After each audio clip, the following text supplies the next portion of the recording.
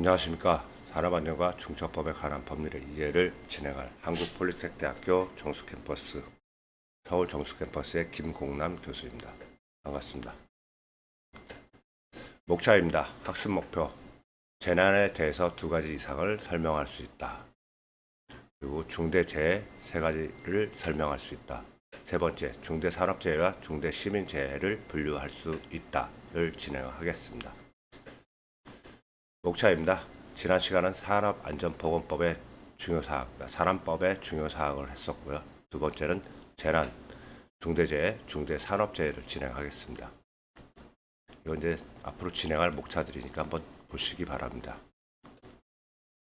재해란 태풍, 홍수,豪雨, 가뭄, 지진 등 자연사고로 발생하는 피해를 말하며, 재난이란 태풍, 홍수,豪雨, 가뭄, 지진 등 자연현상의 변화 또는 화재, 붕괴, 환경, 오염사고 등 대통령이 정하는 규모 이상의 인위적인 사고로 인한 인명이나 재산을 피해를 말한다.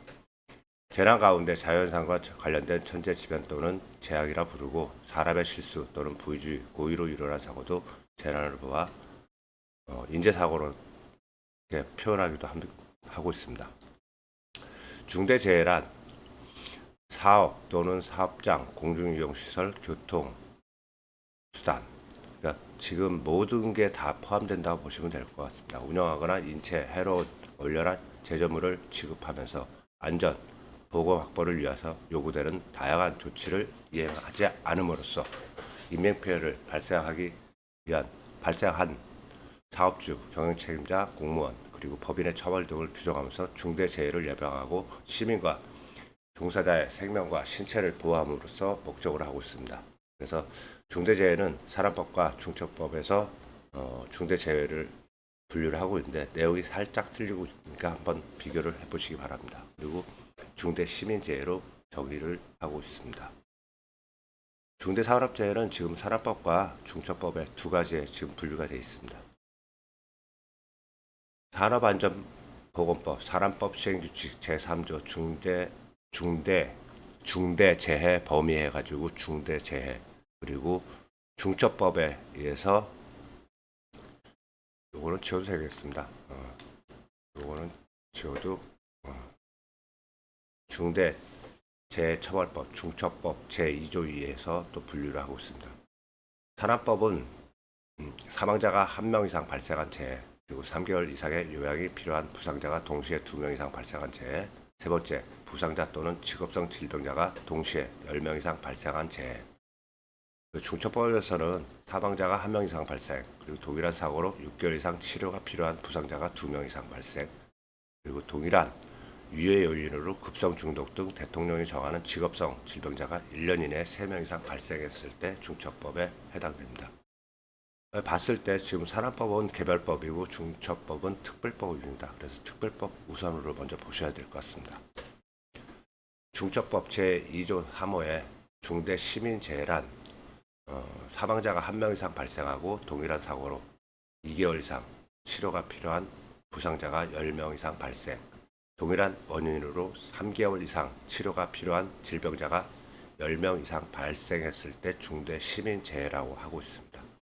그러니까 지금 중대시민재해는 보시면 특정 원료, 제조물, 공중이용시설, 그리고 교통수단의 설계, 제조, 설치, 관리상의 결함으로 인하여 발생한 재해입니다. 보시면 이제 이 내용은 지금 공중이용시설이랑 공중교통수단은 앞에서 중대재해에서 얘기하고 있습니다. 사업장, 공중이용시설, 교통수단을 운영하거나 했을 때 나오고 취급하면서 이렇게 나왔기 때문에 한번 살펴보시기 바랍니다. 중대재해처벌법의 중대산업재해와 산업안전보건법의 시행규칙 제3조 중대재해 범위를 비교하면 서로가 약간 틀리기 때문에 이거를 한번 검토를 하셔야 될 것 같습니다. 중대산업재해 중 중처법 제2조 3호, 이처럼 산업안전법, 이처럼은 필요 없겠습니다. 지우겠습니다. 산업법 시행규칙 중대재해를 포함한 중처법의 중대산업재해로 볼 수 있습니다. 중처법 안에 산안법이 들어가는 거라고 볼 수 있습니다. 그래서 산안법 제2조 1호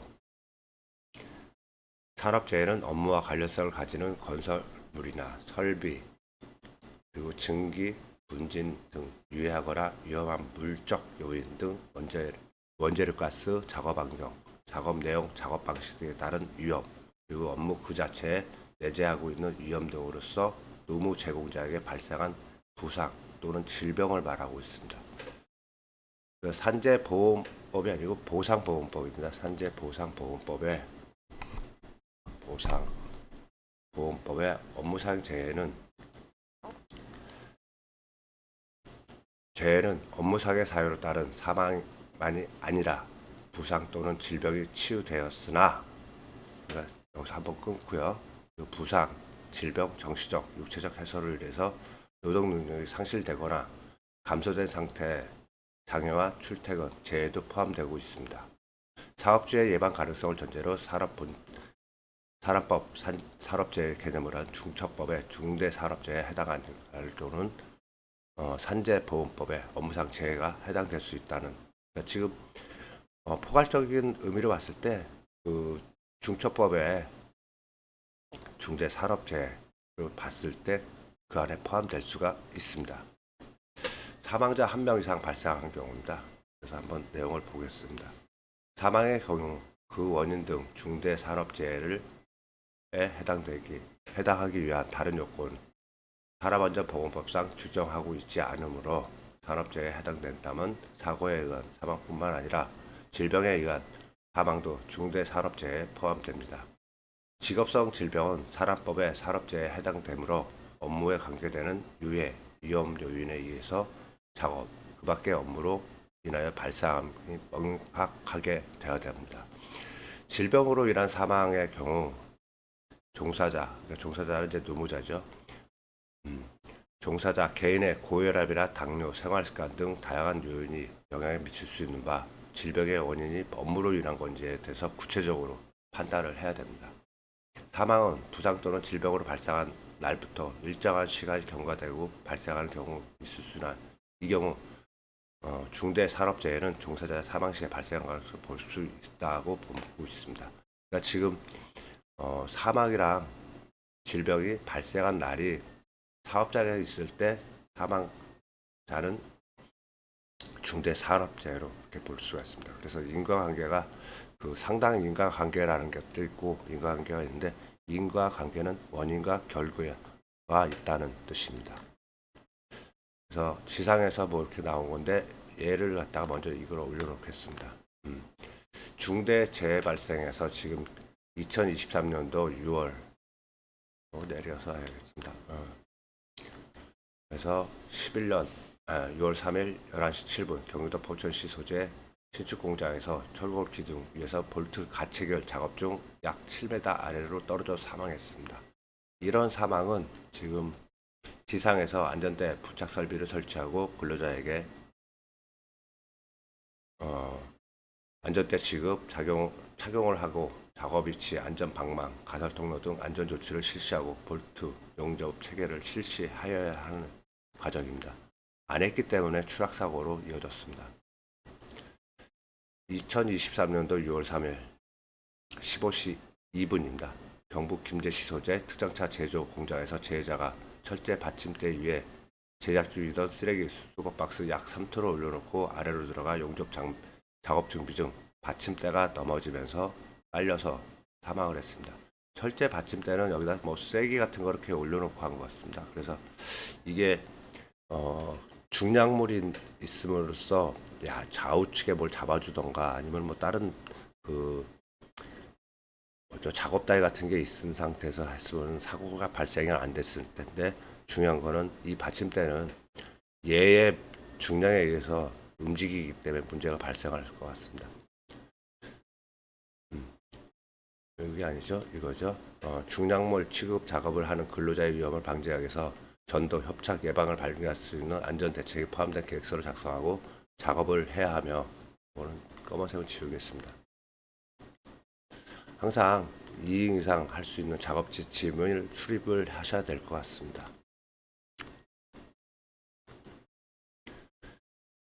이제 중처법에서 보면 이제 동일한 사고로 6개월 이상 치료가 필요한 부상자 2명이 발생한 경우가 있습니다. 하나의 사고 또는 장소적, 시간적 근접성을 갖는 일련의 과정에서 발생한 사고로 6개월 이상 치료가 필요한 부상자가 2명 이상 발생한 경우를 얘기를 하고 있습니다. 예를 들면 화재 폭발 시 직접적으로 화상 입은 경우 폭발압 충격으로 인한 추락, 파편으로 인한 충돌 등을 포함하고 만약 사고가 발생된 유해 위험 등 그 원인이 같은 경우에 시간적, 장소적 근접성이 없는 각각의 사고가 별개의 사고로 해당할 뿐 사고에 해당하지 않는다. 이렇게 볼 수 있는데 이거는 지금 어떻게 해석하느냐에 따라 틀리는데 지금 이 사람은 화재 폭발 시에 직접 화상을 입은 거에서 파편했습니다. 근데 이게 나중에 추락과 파편으로 인해서 또 같은 피해가 발생했을 때 근접성이 있었을 때는 동일한 사고로 인정하는데 동일한 사고가 아닌 시간도 틀리고 장소적 근접성이 없는 각각의 사고는 별개의 사고로 해당되고 있습니다. 이렇게 보시면 될 것 같습니다. 6개월 이상 치료가 필요한 부상이란 해당 부상과 그로 인한 합병증 등에 대한 직접적 치료가 6개월 이상 필요한 경우를 의미합니다. 재활에 필요한 기간 등은 원칙적으로 포함하지 않으나 나중에 지금 필요한 부분은 것도 볼 수가 있습니다. 치료 기간이 최초 진단일부터 6개월 미만이었으나 치료 과정에서 기간이 늘어나면서 6개월 이상 치료가 필요하면 부상자 발생했을 때 그 시점부터 중대재해가 발생한 것으로 판단하고 있습니다.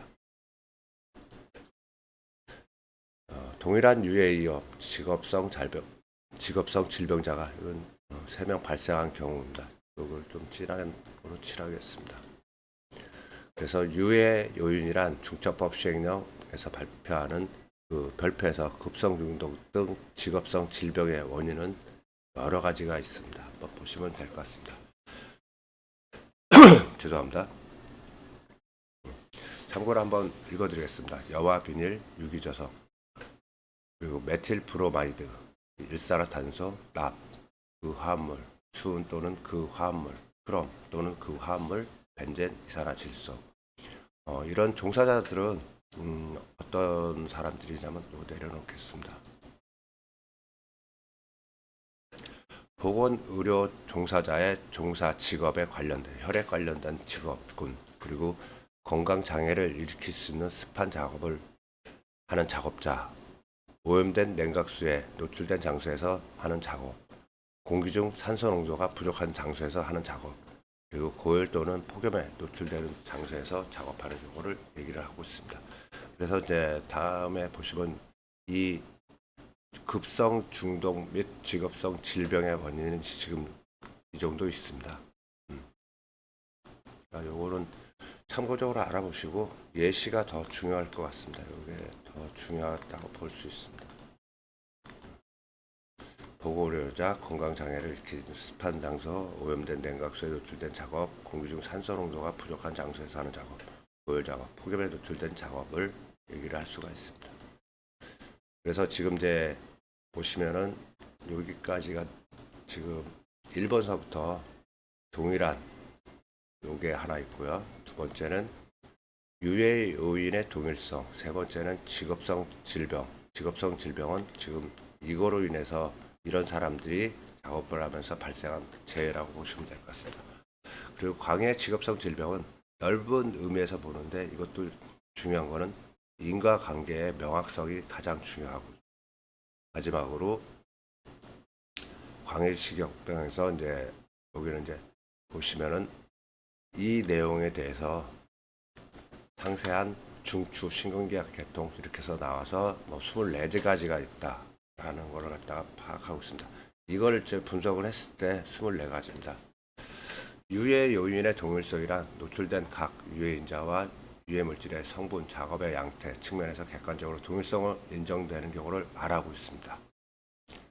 그리고 직업성 질병이란 직업 환경 그리고 일과 관련된 행동에 기인한 건강 장애를 의미를 하고 있습니다.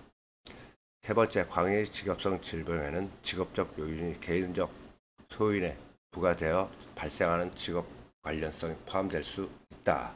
그러니까 뭐 개인적으로 뭐 이제 원인은 될 수 있는 것도 마찬가지고 그래서 이게 인과관계 명확성이 있어야 됩니다. 그래서 여러 가지를 갖다 24가지를 갖다가 직업성 질병 여기다 24가지인데 하나 빠졌네요. 24가지로 규정하고 있습니다. 그래서 한번 보시면은 중추신경계 장애의 급성 중독, 의식장애, 경련, 급성 기질성 뇌증후군, 부정맥, 급성 중독, B형 감염, C형 감염, 매독, 후천성 면역 결핍증, 혈액 전파성 질병, 렙토스피리증, 레올로 오넬증, 레올로 오넬증은 냉각수로 인해서 발생합니다. 열사병 등에서 24가지가 있습니다. 1년 이내에 3명 이상 발생한 동일한 유해 요인으로서 직업성 질병자가 1년 이내에 3명 발생한 시점에서 중대 산업재해가 발생한다고 하고 있습니다.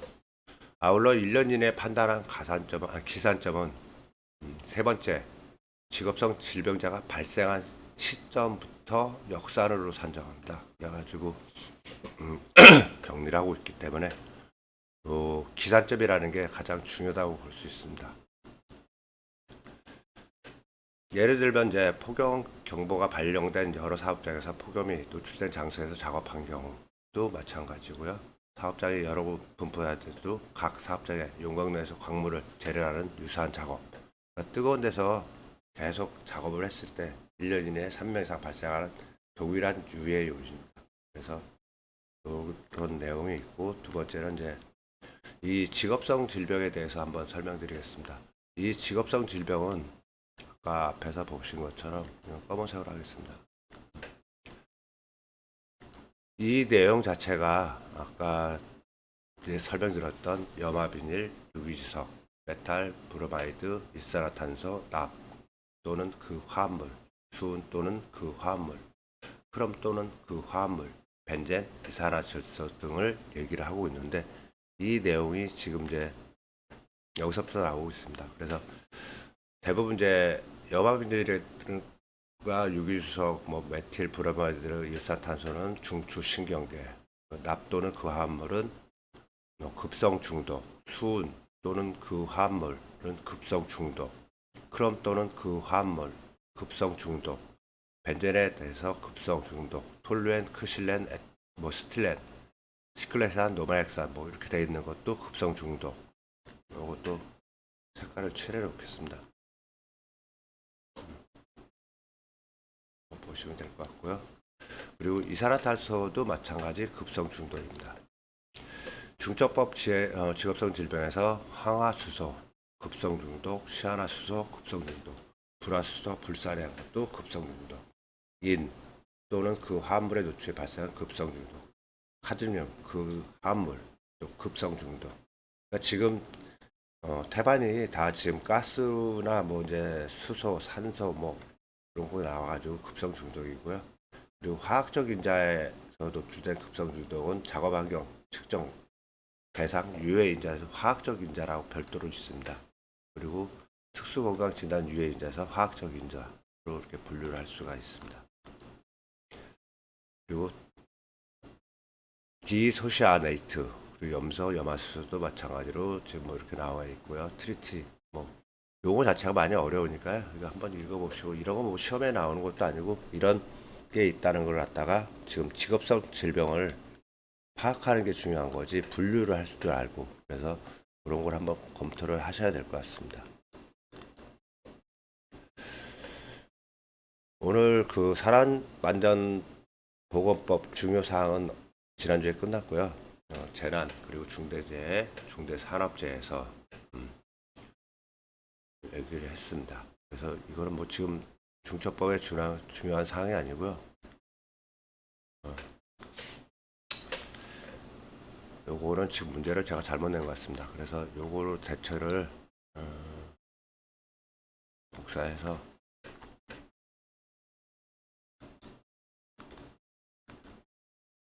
지우고요. 그래서 재난의 핵심 사항은 쓰겠습니다. 잠깐 잘 안 써지네요. 핵심 수정을 안 해가지고 죄송합니다.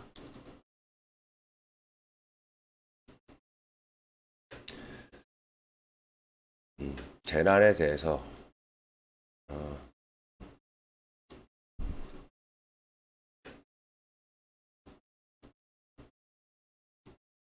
가장 중요하고요. 그리고 중대재해,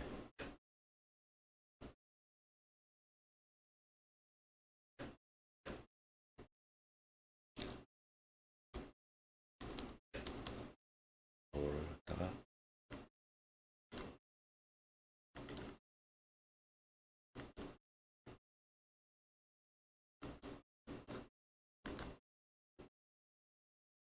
그리고 중대산업재해와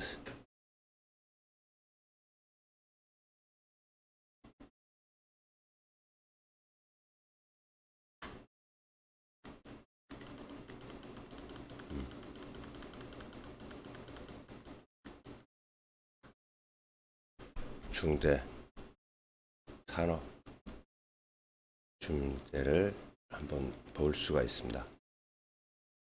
그리고 네 번째, 직업성 질병이라고 보시면 될 것 같습니다. 그래서 이렇게 해서 분리해서 한번 공부를 하시면 될 것 같고요. 오늘 수업은 여기까지만 진행을 하겠습니다. 네. 저는 그 산업안전과 중처법에 관한 법률의 이해를 진행했던 한국폴리텍nik대학교 서울 정수캠퍼스의 김공남 교수입니다.